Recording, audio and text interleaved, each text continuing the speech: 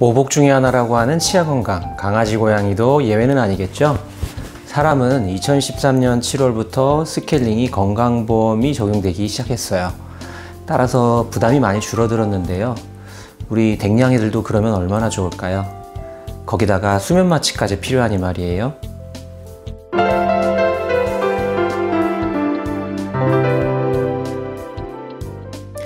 안녕하세요. 동물병원 사용 설명서의 와벳입니다.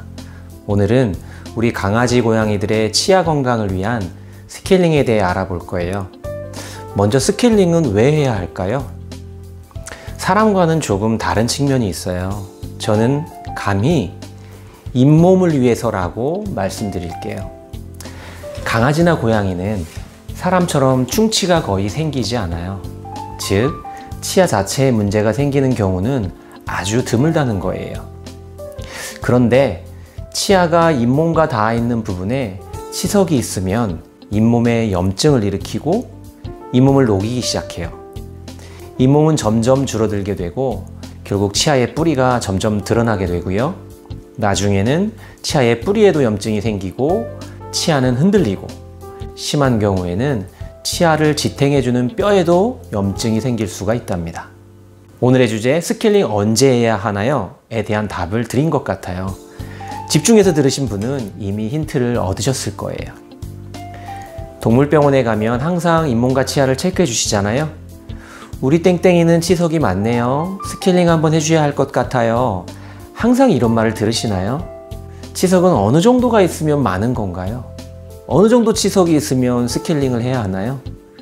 치석이 있기만 하면 스케일링을 꼭 해야 하는 건가요? 이런 질문을 해보신 적이 있나요? 아니면 이런 질문에 대한 답을 들어보신 적은요? 오늘 제가 명확하게 알려드릴게요. 끝까지 집중해 주세요. 치석이 조금이라도 있으면 스케일링을 해주는 것이 좋은 것은 당연히 맞습니다. 하지만 그때마다 전신 마취를 해야 하고 비용적인 부담도 많이 되잖아요. 우리가 원하는 것은 꼭 해야 할 시기인 거죠. 그 시기를 한번 알아볼게요. 첫 번째, 잇몸에 염증이 있으면 스케일링을 해주는 게 맞습니다. 여기를 보시면 치석은 생각보다 많지 않은데 잇몸 라인이 어떤가요? 빨갛게 부어있는 게 느껴지시나요? 칫솔질이라도 하면 금방 피가 날 것 같지 않나요? 이런 경우는 이미 치석으로 인한 잇몸 염증이 시작된 단계예요. 치석을 제거하고 잇몸 치료를 꼭 받으시는 게 좋습니다. 두 번째, 잇몸 라인이 아예 보이지 않는다면 스케일링을 빨리 해주셔야 합니다. 사실 이 두 번째는 당연한 건데요. 혹시나 우리 애는 치석이 덮여 있어서 잇몸 라인이 안 보이는데요? 라는 분이 계실까봐 넣었어요. 열어보지 않아도 잇몸 염증이 있는 상태인 건 당연하겠죠. 세 번째는 치석이 잇몸 라인에 닿아 있다면 스케일링을 고려하시는 것이 좋습니다. 이 사진에서처럼 말이에요. 아직 잇몸 라인이 괜찮죠? 하지만 치석이 잇몸 라인에 닿아 있는 것이 보이나요? 이제 금방 이 잇몸 염증이 시작될 수 있다는 거예요. 다 같은 말이죠. 치석으로 인해 잇몸 염증이 생겼거나 생기기 시작할 때는 스케일링을 해주는 것이 좋다는 거예요. 앞에서도 말씀드렸었지만 치석으로 인한 잇몸 염증이 잇몸을 녹이고 치아 뿌리를 드러나게 하고 치아를 흔들고 치아 뿌리와 턱뼈까지 염증을 일으키는 과정으로 진행되거든요. 잇몸에 염증이 있냐는 이 부분을 보시면 돼요. 치아와 잇몸의 경계선이죠.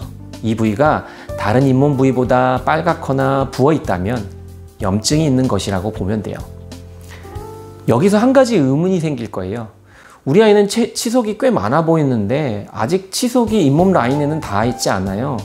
그러면 어떻게 해야 하나요? 마취가 괜찮다면 스케일링을 해주셔도 좋아요. 하지만 반드시 스케일링이 필요한 단계는 아니에요. 다만 서서히 치석이 잇몸 라인 쪽으로 퍼질 것이기 때문에 양치질을 열심히 시켜주시는 것이 필요하겠죠. 그러다가 잇몸 라인에 치석이 닿기 시작하거나 잇몸이 붓고 빨갛게 변하기 시작한다면 스케일링을 해주시면 되는 거예요. 결론을 말씀드릴게요.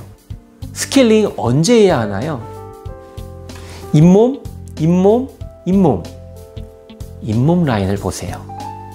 왜 이토록 잇몸을 강조하느냐? 치아는 스케일링을 해주면 다시 깨끗해질 수 있어요. 하지만 잇몸은 한번 녹으면 다시 재생되지 않거든요. 스케일링 관련한 영상은 차례차례 업로드할 예정이에요. 다음 영상에서는 스케일링에 대한 오해와 진실을, 그리고 그 다음 영상에서는 스케일링을 안 하기 위한 관리 방법 등을 알려드릴 거예요. 오늘 내용이 조금이라도 도움이 되셨다면 좋아요와 구독 부탁드리고요. 궁금한 내용이나 다른 의견은 댓글로 남겨주시면 최대한 답변해 드릴게요. 이상 동물병원 사용 설명서의 와비시였습니다. 감사합니다.